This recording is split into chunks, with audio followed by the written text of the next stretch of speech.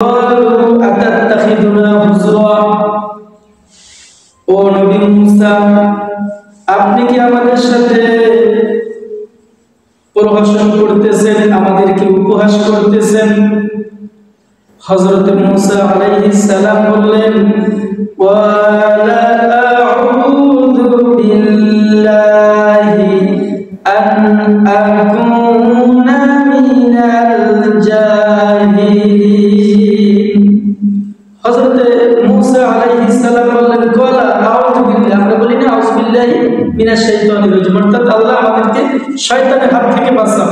তিনি বললেন, আন আকুনা মিনাল জাহিলিন, হে আল্লাহ আমাকে জাহেল মূর্খদের অন্তর্ভুক্ত করুন।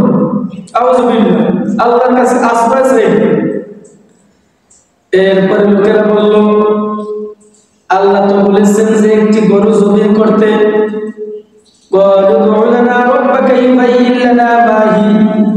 কিন্তু গরুটার রং, গরুটার কালার, গরুটার রূপ কেমন হবে এর বিশ্লেষণ তুমি আমাদেরকে করে দাও। এখন তারা বলছে যে একটা গরু জবাই করো, একটা গরু জবাই করলে শেষ হয়ে যায়।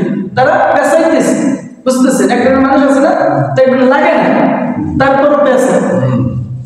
তারা বলল,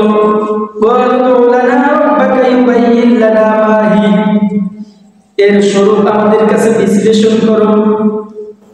হযরত মুসা আলাইহিস সালাম বললেন, ওয়ালা ইন্নাহু ইয়াকুলু ইন্নাহা বাকারাতুল লা ফারিদুন ওয়ালা বিন আওয়ান বাইনা যালিকা ফাফআলু মা তু'মারুন।